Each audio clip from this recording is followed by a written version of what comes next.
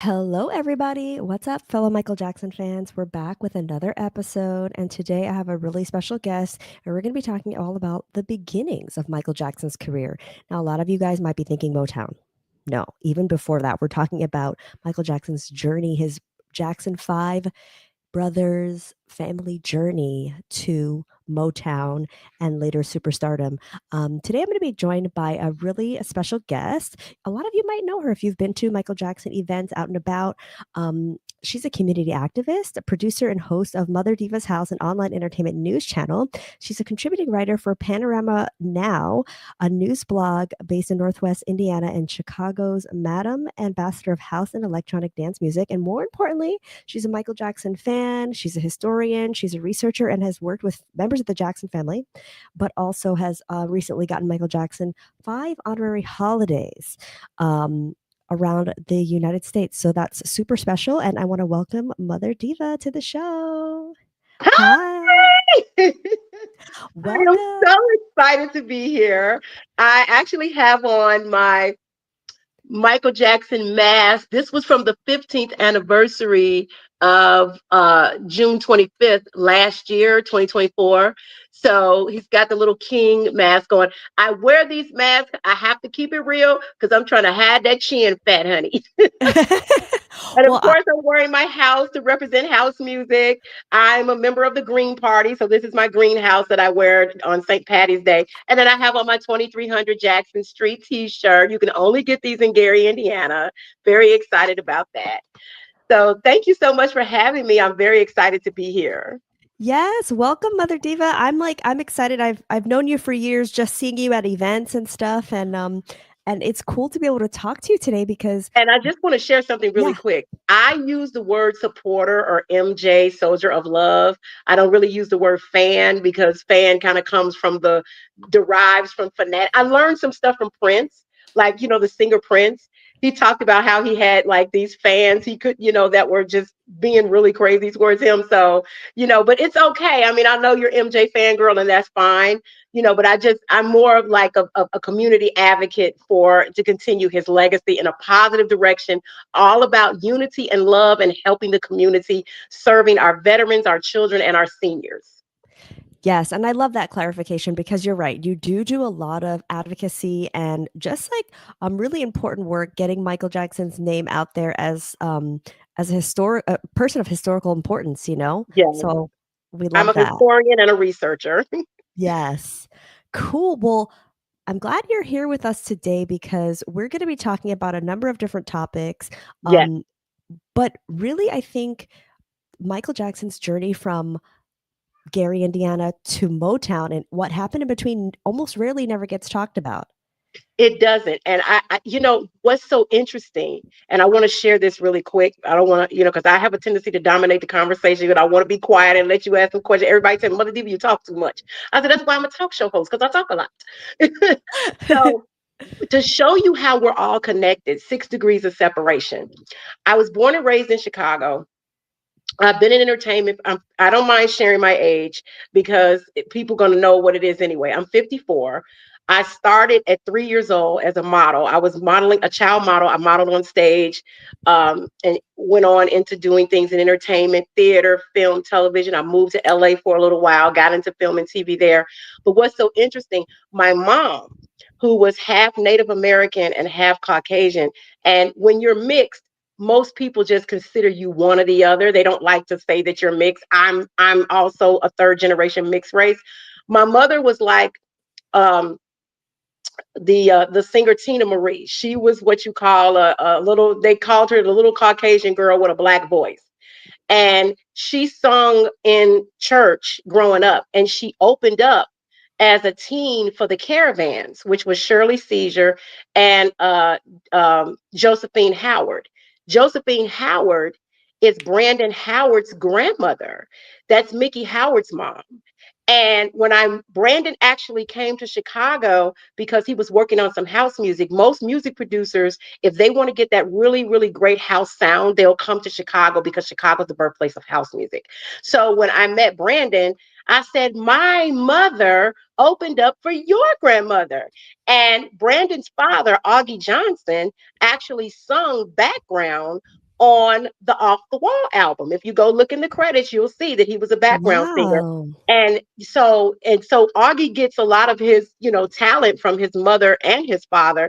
And I'm sorry, Brandon gets a lot of the talent from his mother, Mickey Howard, and his father, Augie Johnson. But what's so interesting is that because Mickey Howard was being managed by Joe Jackson, Brandon grew up around the Jacksons, and he ended up doing a really great EDM track, house track for LaToya. And I was so mad because I was like, this song needs to be worked. It's great. LaToya's great on this, and we need to get it to the Winter Music Conference. And like, they didn't work the track, but it was a really great track. But I just wanted to show how our lives intertwine. I mean, who knew I would run into somebody who my mother opened up for their grandmother?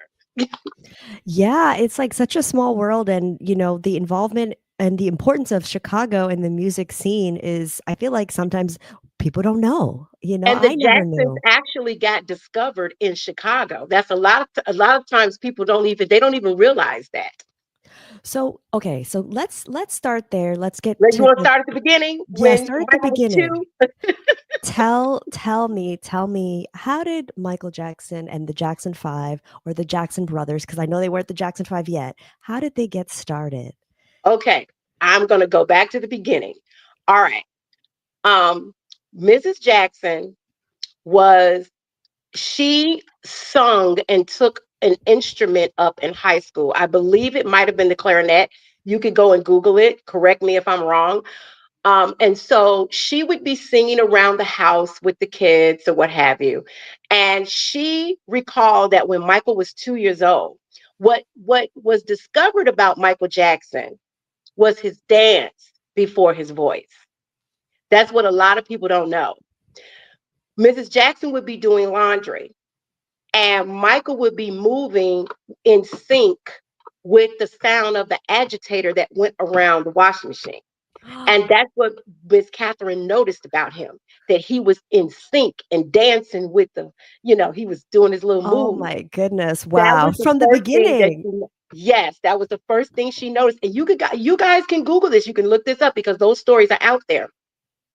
So Joseph and his brothers had formed a band called the Falcons, and they were performing around town. As the kids began to grow up, they would often sing songs with Mrs. Jackson that they would hear on the radio. They would sing together and dance together as a family. Okay. Joseph wasn't really paying attention to all that.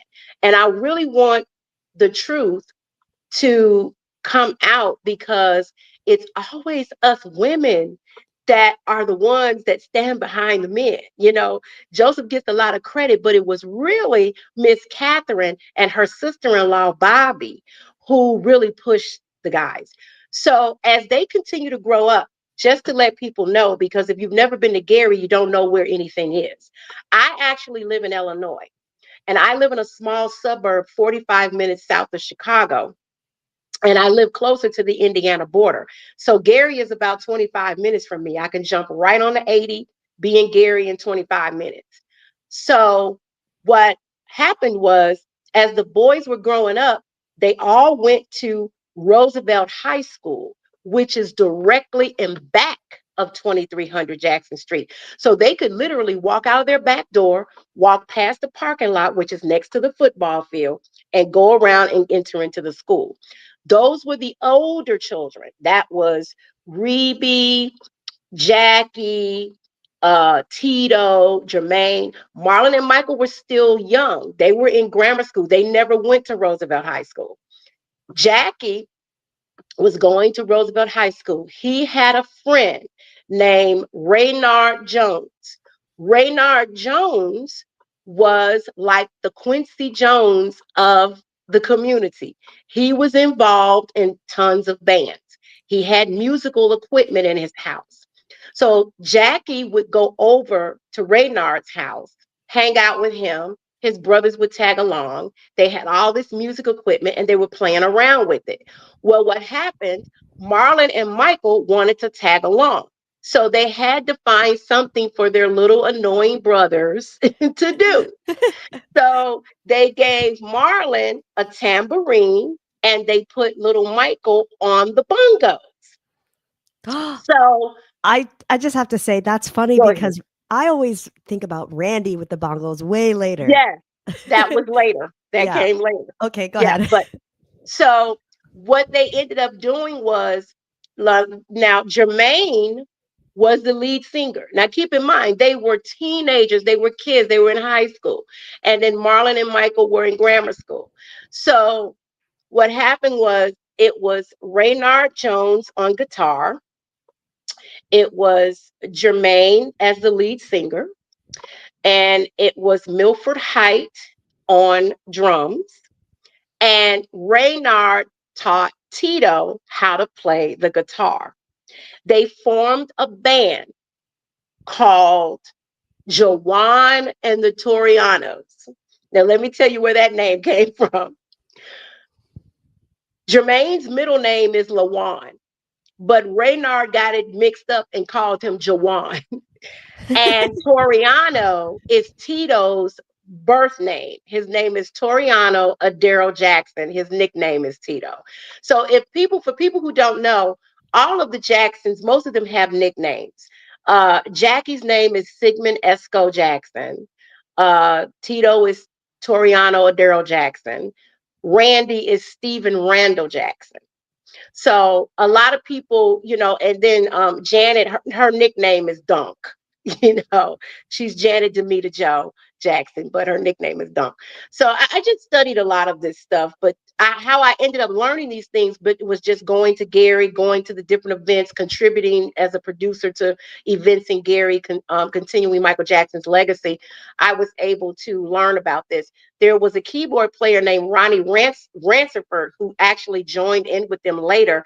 And there are episodes you can go on YouTube of Soul Train where you actually see Ronnie Ransford on keyboards and Johnny Jackson, who was not related, but because he had Jackson, the last name Jackson, he was put in to play drums with them and replace Milford Height. But Milford still lives in Gary, and when they won the Roosevelt High School talent show, Milford still has those pictures. You can get in contact with him in Gary. So what happened was they formed Jawan and the Torianos. And so Tito learned how to play this guitar from Raynard, and he would go back home and take Joseph's guitar and play with it because he had learned how to play. Well, one day he broke the string, and Joseph came home, saw that string broken, and told him, "Up, honey, get a switch off the tree." This is what they did. And Yeah. so he invited Tito to play for him, and he sat there in shock and realized that Tito played better than him. He was not getting any gigs, hardly any gigs with the Falcons. So Mrs. Jackson had been telling him, Joseph, our kids have talent. You need to really need to look at them. So it was Aunt Bobby. Let me tell you about Aunt Bobby. We called her Aunt Bobby. She's no longer with us. But what happened was Joseph had a brother named Luther. So we called Luther Uncle Luther. Uncle Luther was married to Bobby. Miss Jackson and Bobby, Miss Catherine and Bobby became friends because they're married to two brothers. What else they're going to do but become friends? They're all family. Okay. Right. So Bobby and Miss Catherine, when I tell you, I would love to do a movie called Bobby and Catherine or Catherine and Bobby because those two stories together, their lives together as friends would make an amazing story in itself because they were both pregnant at the same time. They were both having babies at the same time.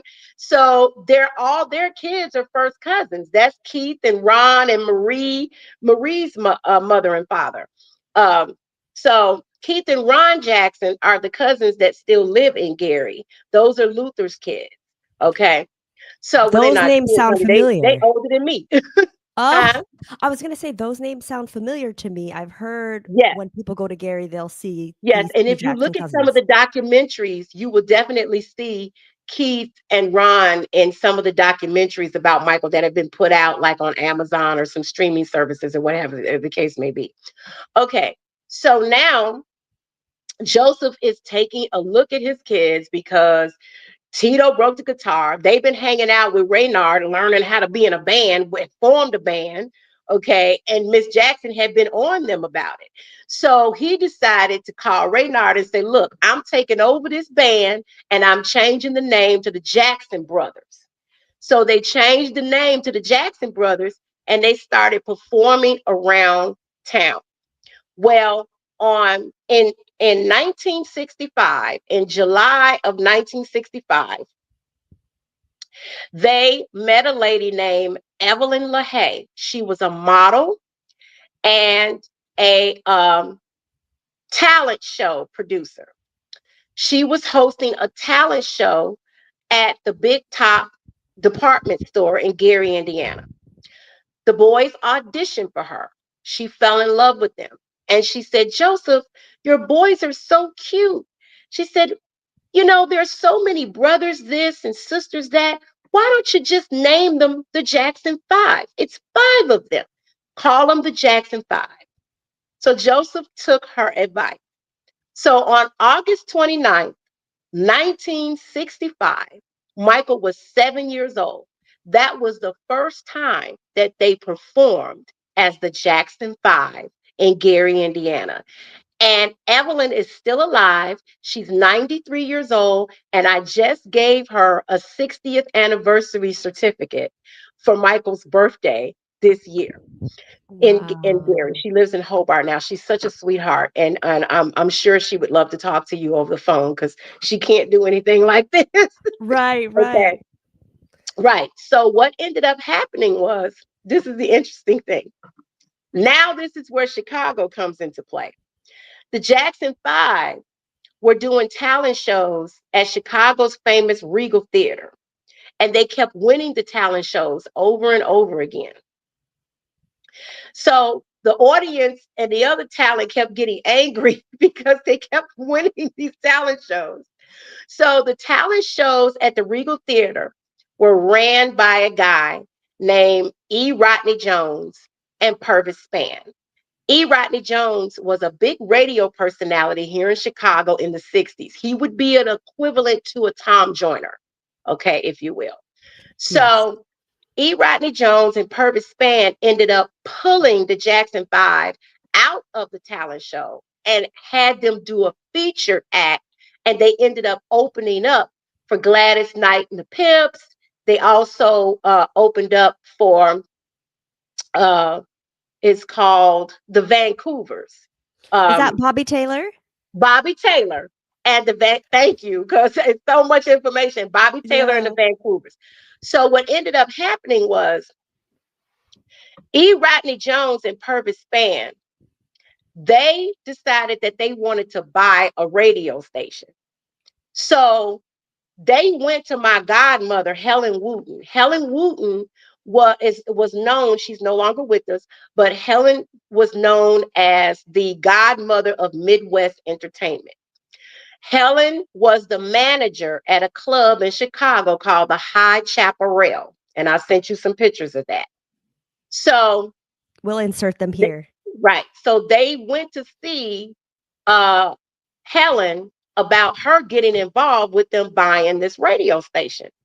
So Helen had her boyfriend with her, and they asked her for $40,000 because they knew Helen had been stacking money because she was managing the High Chaparral and she had been booking all these acts that was coming in and out of town.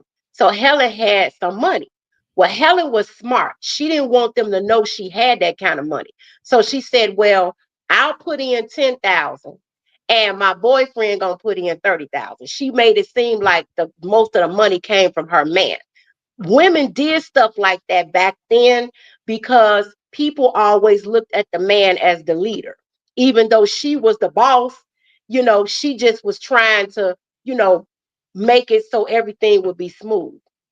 What them two jokers did, they took her $40,000 and invested it into the Jackson Five because Wow. they were trying to get them a record deal.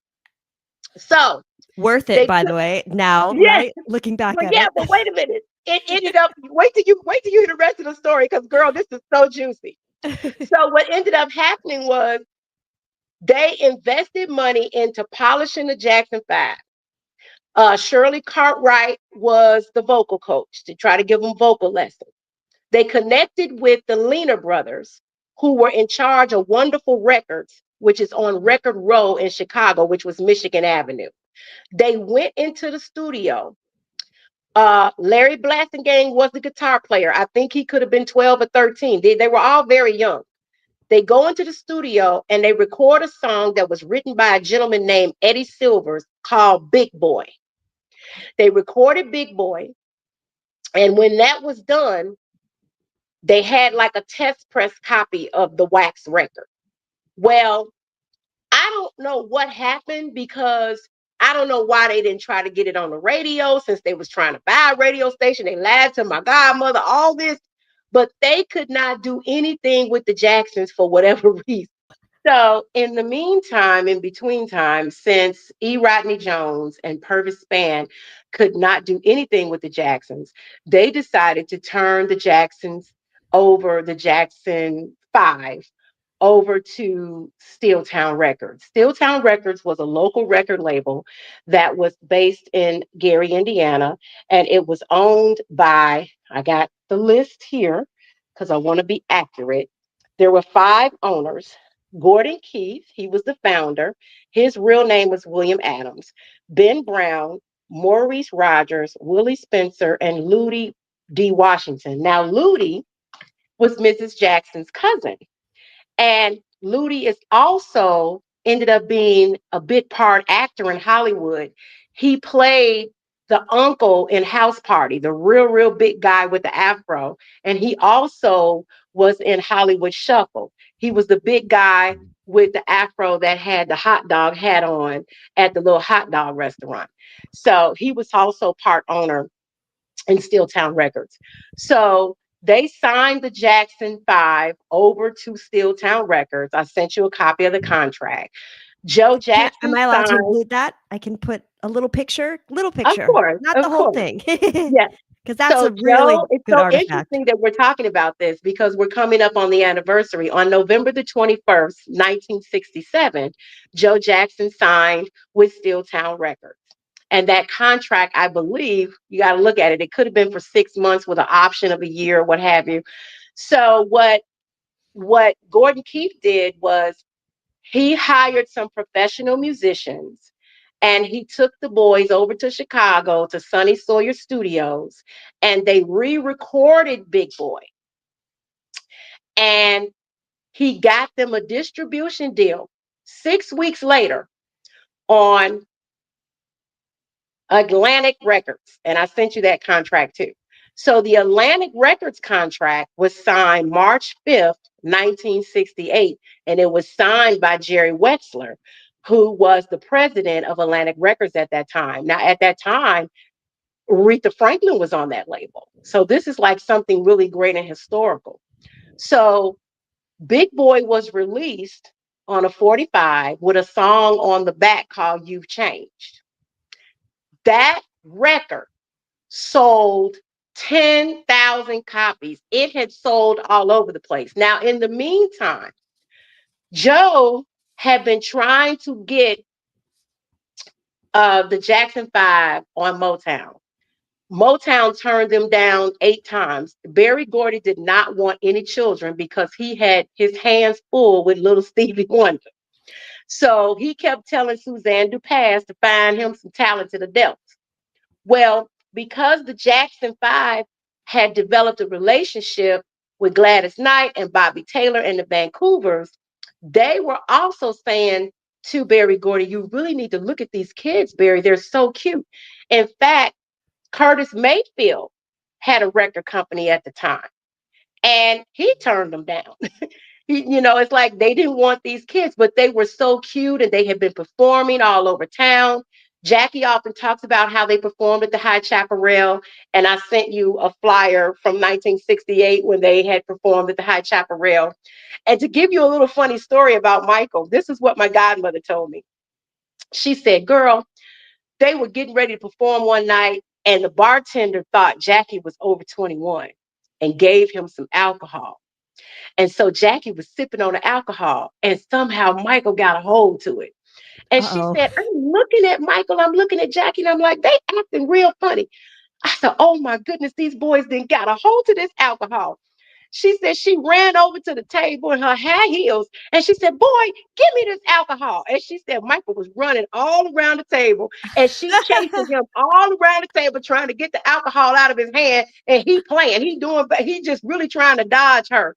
And now I'm not gonna say the word, but she gonna say, girl, he drove me crazy. He was a fast little N-word. I didn't want to say what she said. Right, She right. said he was fast, just fast. And she said Luther Terry, who I think he might have been the owner of the club, or he was connected to the club somehow, was the one who grabbed him and got the alcohol out. She has so many funny stories about them when they were children. So what ended up happening was Barry decided to take a look at them again. So Joe took them down to Detroit. He auditioned for them again, and Barry decided to sign them. Joe Jackson signed the contract on July 26th, 1968, which was Joe's 40th birthday. You can Google it. That information is out there. So they signed the contract, but there was a holdup. And the holdup was, MJ Fangirl, Motown had to buy out the Steeltown Records contract. That took a year and a half. That's why, if you go Google it, Diana Ross Presents the Jackson 5, which was their first album, didn't come out to December of 1969 because it took a year and a half to get out of the other contract. This is what a lot of people don't know. I'm filling in the gaps. Yes. Because I've never heard this, and I've always wondered why it took so long since once they were signed. Well, keep in Mm. mind, they also spent the year, I believe 1969, they spent that year recording the album because Barry knew eventually that the deal was going to go through because he bought out the contract. So they were able to record, they just couldn't release it Mm. until the deal was done. But here's the interesting fact. And I know your show is positive and I want to keep it positive, but you can Google this. One of the reasons why they're no longer called the Jackson Five is because in the contract with Motown, it stated that Motown would own the name Jackson Five.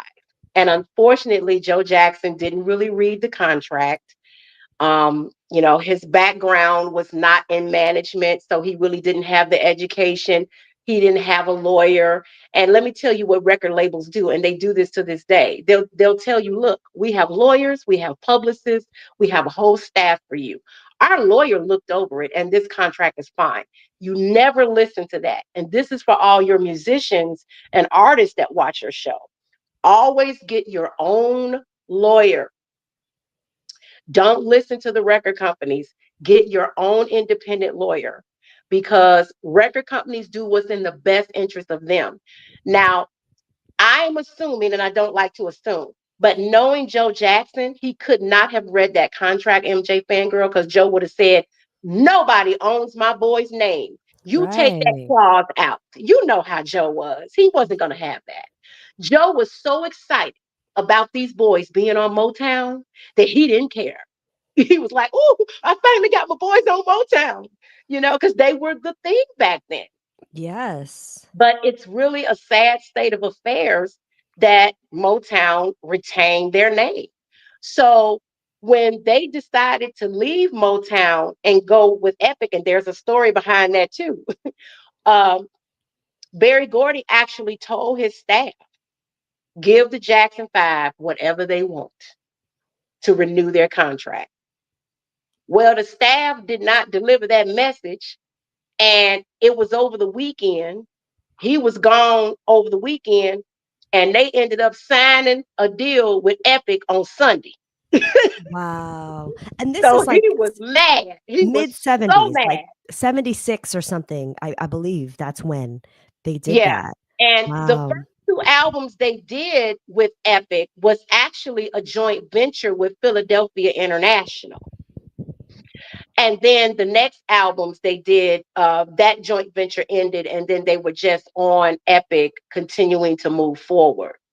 But I just wanted to make sure that we had filled in some of the gaps, because there was some questions about things that happened in their childhood in terms of traveling.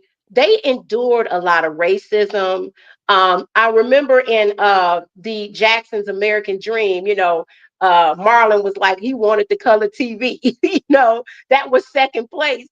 Back then, color TVs was a big deal. Back then, if you had a telephone, it was a big deal you know Mm. and when they traveled and went places, there were times they were attacked. There were times where the hotels were racist and they put them in rooms next to the garbage can. They endured a lot. You have to understand, this was the 60s and 70s.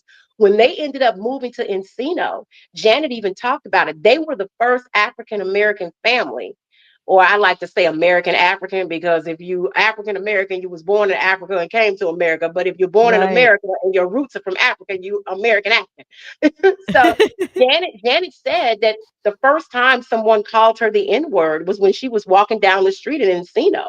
She didn't endure that kind of Mm. stuff. They didn't endure that stuff in Gary unless they were saying it among themselves, which I don't necessarily agree with.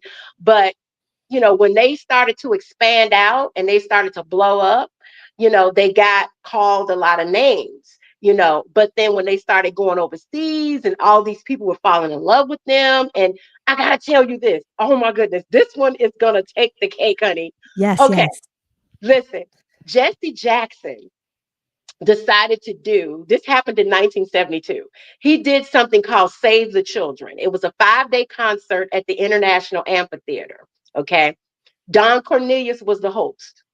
And so what happened was, there's a lady named Hermine Hartman. You can look her up. She is the publisher for Indigo newspaper. She was working with Jesse Jackson. In the beginning, it was called Operation Breadbasket, which was started by Dr. Martin Luther King. So it's now called Rainbow Push. But at that time, it was Operation Breadbasket, then Operation Push, then Rainbow Push. Okay. So he reached out to Motown and wanted all their acts. And Barry said, if you want all my acts, you got to take the Jackson Five. Again, Jesse Jackson didn't want to be bothered with no children. So Hermine Hartman, in her brilliance, she told Jesse, she said, Jesse, Motown said we have to take the Jackson Five um, in order to get the rest of their acts. Why don't we have a Saturday matinee for the kids? Barry didn't say where they had to go, as long as they had to go. She said, we'll have a Saturday afternoon for the kids and the Jacksons can perform then. That was a great idea. She said 100,000 kids came down there. She said, I had never seen little 13-year-old girls act so wild. They were beating on the doors. They broke the doors. They got sued. These little Wow. girls were breaking on the doors. And then it was like, how are we going to get the Jackson Five through this crowd? Do you know what they had to do, MJ Fangirl? What? Tell They me. had to put the Jackson Five in an ambulance and roll the ambulance up to the back door to get them into the concert. No way. No That's the way. thing I wanted to tell you. And there's a story where Michael talked about it. Remember in the American Dream when he was a little boy and the stripper had on these tassels and he wanted to know how they went in the different directions? Her Yes. name was Racetrack Rosie. So that Rosie was a was the real stripper. person. Yes, yes. Because she danced at the High Chaparral. And so I called Helen. I said, Helen, who was the stripper that wore the tassels? And she said that was either Racetrack Rosie or Lucky Bombshell. But I found a story where Michael said there was this lady named Rosie who wore these tassels when I was a kid. So it confirmed that that was Racetrack Rosie. Wow, I love that. Who knew that that was like a real in movies, Yeah, it sometimes was they just real. put stuff, but It it was was real. wow, that's cool. So listen, let's talk about Quincy a little bit. My Yes. connection to Quincy Jones. I'm born and raised in Chicago, grew up in Bronzeville. Quincy Jones was also born and raised in Chicago in Bronzeville. I went to a church called Sixth Grace Church. I actually went to church with Minnie Riperton's parents, Daniel and Thelma Riperton. And there was a lady who played the piano. Her name was Lucy Jackson. She was my babysitter. Well, she actually Quincy kind of in an indirect way reunited me with Lucy because I had always followed Quincy Jones. Why? Because of Michael Jackson. I'm like, I've been in love with Michael Jackson since I was 5 years old. So I'm looking at television and I see this gorgeous brown skinned boy with this afro with these other guys. And I was like, oh, who is that? You know, his name was Michael Jackson. So I followed him and was in love with him and bought the records and all this. And so in 1990, Quincy did a documentary called Listen Up the Lives of Quincy Jones. I go to see it because I'm thinking I'm gonna see Michael Jackson in the documentary because that's my husband, like the rest of the world. We all married to Michael. So I go to the theater and I said, Lucy, Lucy was in the movie. She's the lady in the wheelchair. And so I tracked her down. I got her number. I called, and my nickname is Renee. I said, Lucy, do you remember me? This is Renee. She said, of course I remember you. I said, you knew Quincy Jones? She said, girl, I was his godmother. Quincy Jones lived next door to Lucy. And Quincy Jones' mother had some health issues. So Lucy kind of looked out for Quincy. And Lucy had a style of playing the piano. And so Quincy would try to emulate that. So, oh, let me show you. Let me go get it because this is so important. I want to show you guys this. I Yes, was take us. so upset that I didn't get a chance to give it to him because he had passed on. But I had something really special made to actually give Quincy. It's a picture of him and Lucy sitting at the piano when he was a little boy. I had it made. Let me see. Let me get back That into is so cool that you have all this history, and I wanna let people know, by the way, like, all the stuff that Mother Diva told us, like, a lot of time, it's not really out there, and, like, these are names that if you and it's Google them, all you'll true. find them, but it's all true, and it's important history to learn about Michael and a family. So this is what I had. That's when he Wow. went to visit Lucy in 1989 in Chicago when he did the documentary. And I had this made. That's him as a little boy sitting with her at the piano. And I Wow. wanted to give this to him so bad, but he died on me. So Oh, I would yeah. have to give it to his family. But I've Wow, that always been musically inclined, you know. And one of the things that I used to do when I was a child, I would buy records and I would read the credits. Like this is my Off the Wall album, and all the credits are in here. So I learned about musicians and different people that worked on projects, and that's how I was able to learn about people and get in contact with different people who worked with Michael Jackson and develop a relationship with them because they don't have credits anymore. You know, it's starting to come right. back. People want to do wax and things like that now, you know, but Quincy was an amazing musician. A lot of people don't know Quincy Jones's story, but he was scoring movies in Hollywood in the 60s.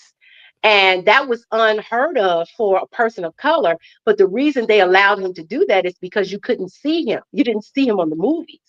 So he Mm. actually met Michael with Sammy Davis Jr. when Michael was a child. And then they reconnected on The Wiz. And how he ended up on The Wiz was through Sidney Lumet, who he had worked with years ago. And Sidney called him and asked him to come work on The Wiz.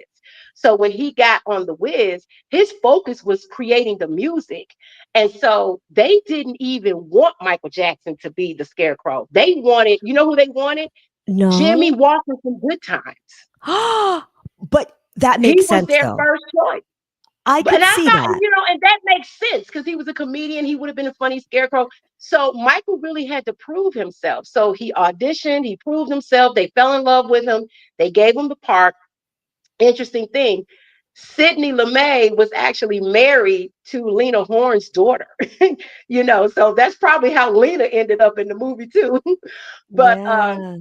so the thing is, you know, how Quincy ended up doing Michael's solo album was um, Michael asked him about a producer working on his solo album.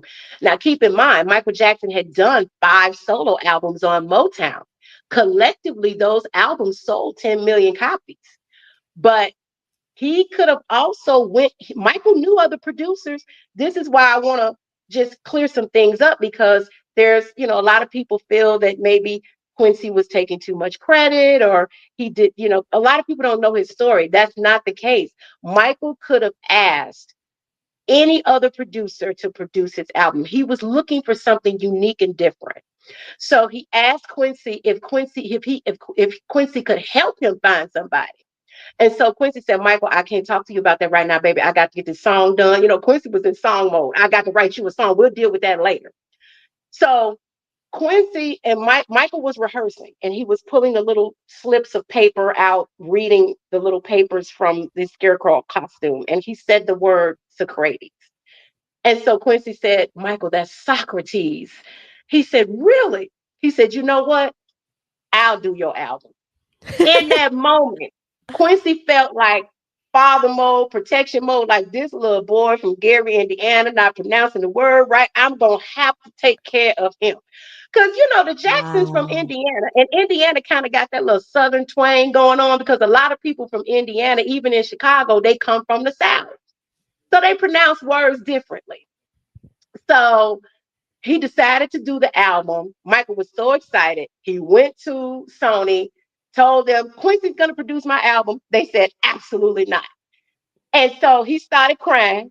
And so he got upset. And what makes no sense, make MJ Fangirl, because a lot of people don't know this. Why would you say no to Quincy Jones when he is the only person in the world that had a song he arranged that went to the moon? Fly Me to the Moon with Frank Sinatra. It was put in orbit with the astronauts, orbited around space, and then when they landed on the moon, they played that song on the moon. How do you turn down a producer that had music on the moon? Right. Wow. So I didn't even know that about that's such a cool you can look fact. all of this up. You can look all of this up. So Michael from Gary, after them tears dried up, this is the story I got. Michael pretty much cursed them out and said, if Quincy ain't doing it, I ain't doing it. So they gave in. And one of Michael's friends that he grew up with named Jay told me, he said, I didn't necessarily agree with that, because record labels are the boss. And artists are not supposed to tell the record labels what to do. And they shouldn't have let Michael have his way. I said, well, they did. And it produced one of the greatest albums. Off the Wall sold 10 million copies out the door. Wow. Before streaming, this is when people had to go to the store. Exactly. And if you look at Bad, when Michael Jackson did Thriller, of course we all know the story of Thriller. It became the greatest selling album of all time. But the interesting thing about that is that he was always trying to do something different and outdo what he did before. Bad was important to Michael because he wrote 9 of the 11 songs on that album. He has got all the Grammys for Thriller because he was upset that he didn't get a Grammy for Off the Wall. So let me tell you what they did. Bad actually won 2 Grammys. It won Best Engineered Album from Bruce Swedien, because Bruce Swedien was known as the godfather of engineering. In fact, the remix that I sent you, that I produced, a remix on Jafar's Got Me Singing, um, the engineer that helped me with that remix, his name is Slavic. He studied under Bruce. So I was honored to be around anybody that had studied under the great Bruce Swedien. It also won a year later for Best Music Video for Leave Me Alone.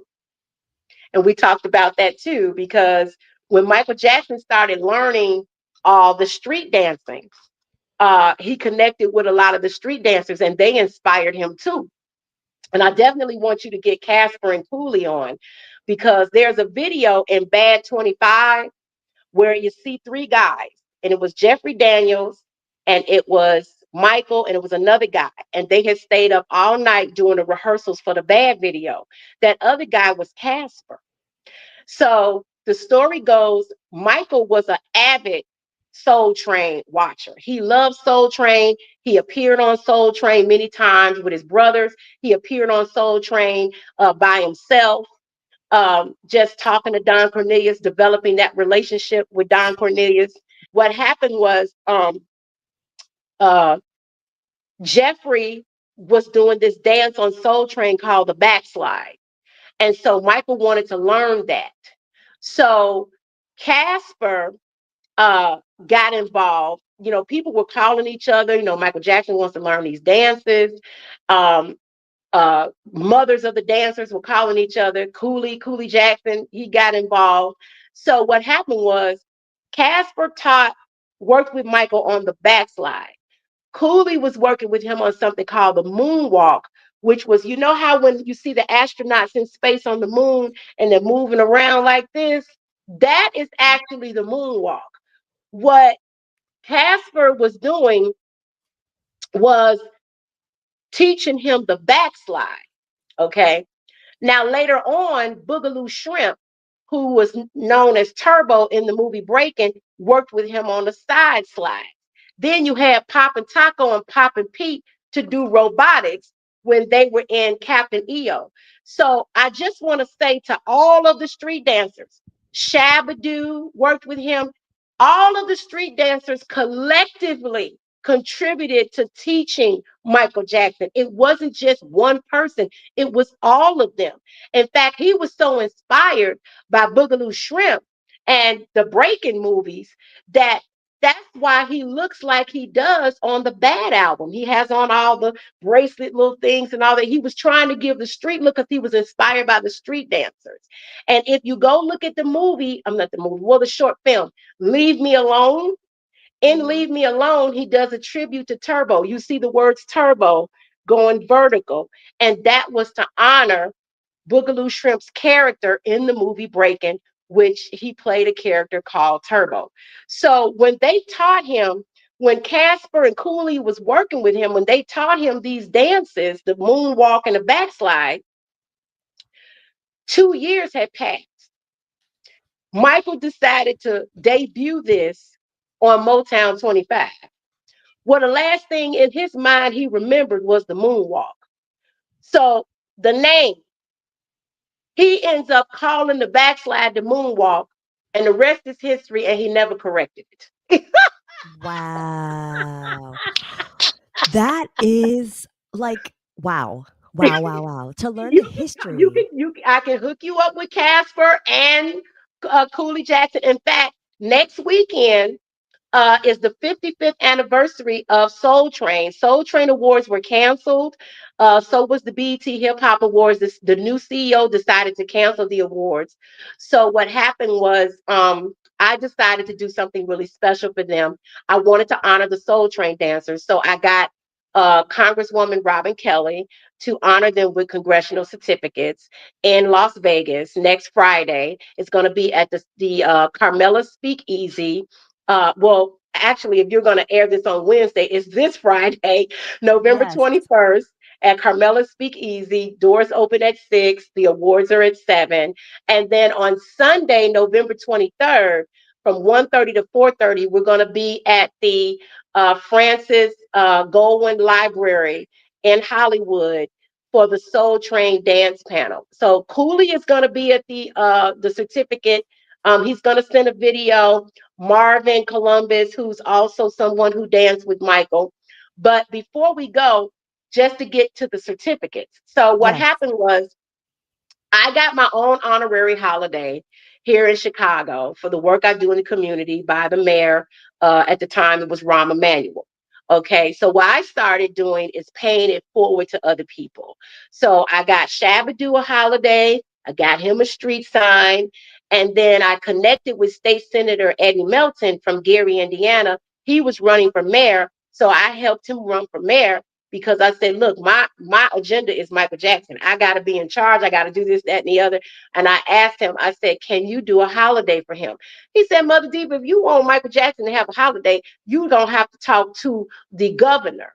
I said, no, an honorary holiday. He said, oh, I could do that. So he did the honorary holiday for me for his 65th birthday. It's called Michael Jackson Day. That's actually the second Michael Jackson Day that Michael has in Indiana. The first one was from the city of Gary, from Rudy Clay. If you go to 2300 Jackson Street, you'll see the resolution on the ground inside the gate. You can look in the gate and see it. But what's so special about the Michael Jackson Day I got for his 65th birthday is because it's from the state. So one is from the city, one is from the state of Indiana.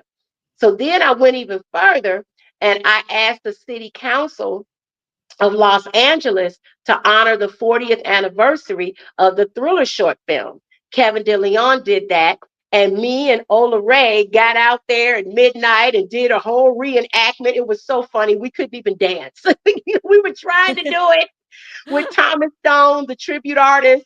Ola recreated her walk. It's on my YouTube video. It's hilarious. So I got her honored as well. And so then Wow. the next year, I asked Glendale, where he's buried, to honor him with Michael Jackson Remembrance Day. And the mayor came out. I was so super. She surprised us all. I actually Okay. wrote the copy. So we did that. And then the last one that I got, Michael, was so important.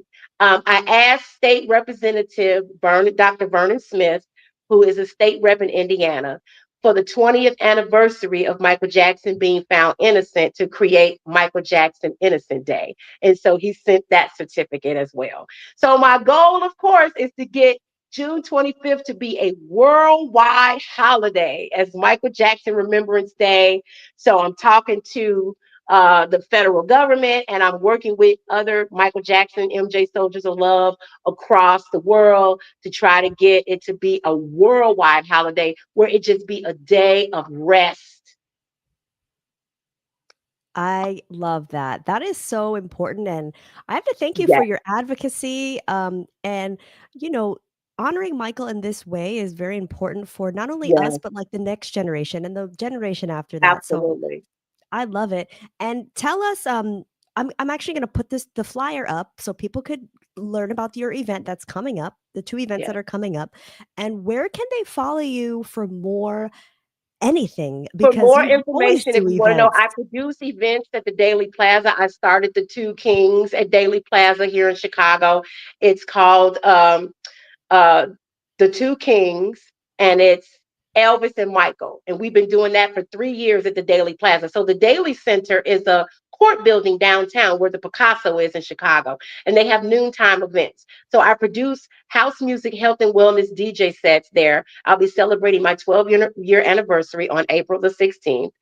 And we just have it's an hour long. It's an amazing show. If people want to get involved with that, they can reach me at Mother Diva's House on Facebook.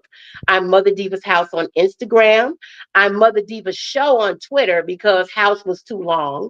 But I'm Mother Diva's House on TikTok. And you can also put in Mother Diva Show on LinkedIn. I'm like you could just Google me. My phone number's out there. I'm everywhere. People know me.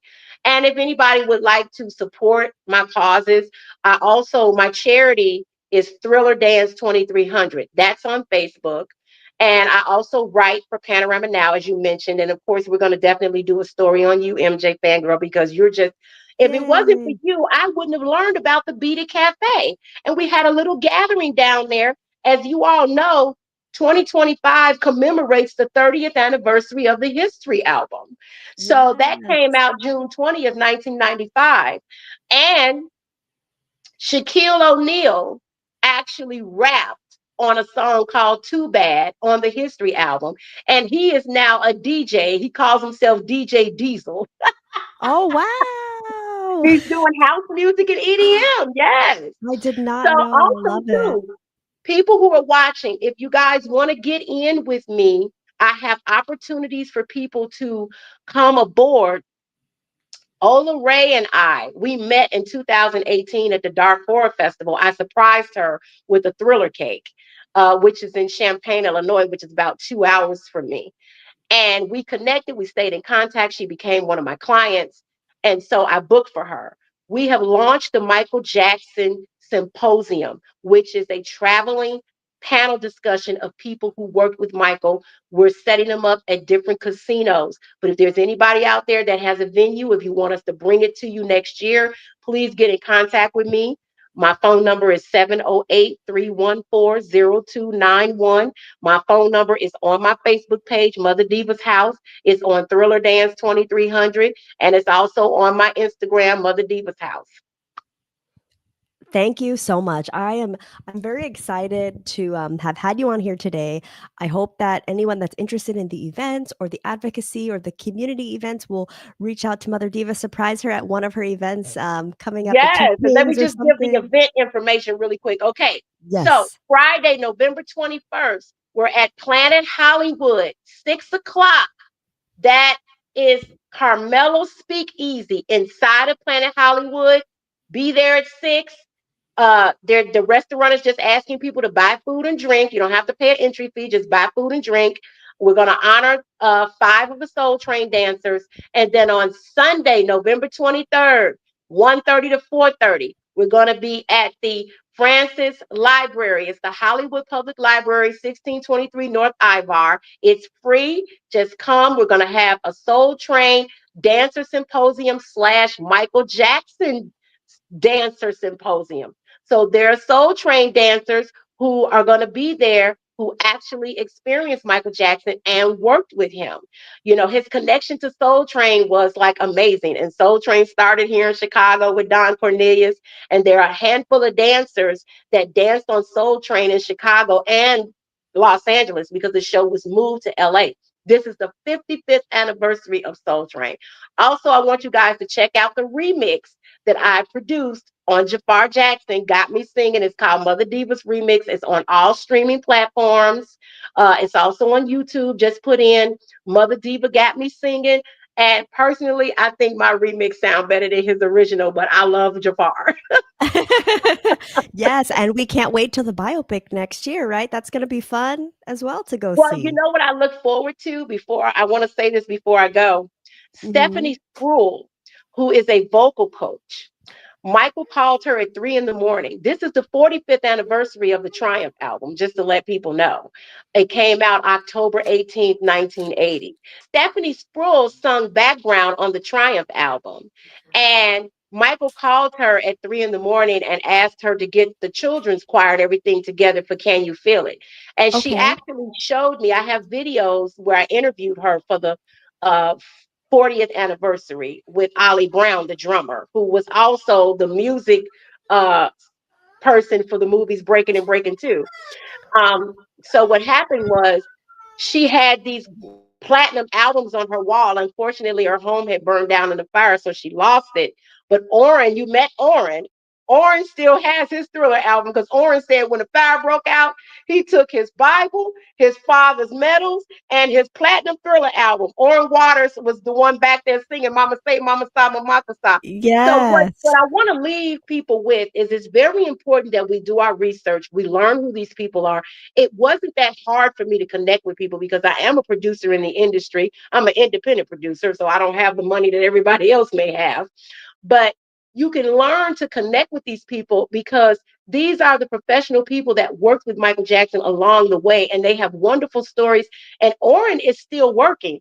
He does. He's the voice of Lion King. He's the one going. Ah, that's Orrin. He did Showtime at the Apollo, the Jeffersons. He's amazing, and you definitely got to get him on the show.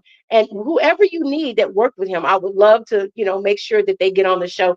But you guys, if you need any more information, all of this stuff is out there. I have copies of everything. I can email you guys stuff. I don't mind. I love being in the community. I love the fact that we are all MJ soldiers of love, that we come together, we love each other, we help each other. And that's what I'm all about. I drive around my community and I pick up clothes, shoes, and household items and take them to Gary, Indiana. give them to families that need it. I'm in front of the house feeding people, not feed people good food. I feed them Michael's favorite foods, So I want to see more of that in our community because I know a lot of people can't get out and they just rather donate and send donations. But Michael was a person that got out. He went to visit sick children in the hospital. He went to visit wounded warriors. It's important that we get out and meet people, connect with people, and help all the people that we can. So I know you got to go. You got that beautiful baby that Sorry, she wants her kept mama. interrupting. And I got I to get to the know. dentist, honey. Pray for me because they got to pull this tooth. Yes, well, I hope I your love appointment you goes well. guys. Thank you so much, MJ Fangirl. Yes, thank you so much, and I can't wait to talk with you again. You guys check out Mother Diva everywhere, go to her events, and Mother Diva, thank you so much. Bye bye. Bye.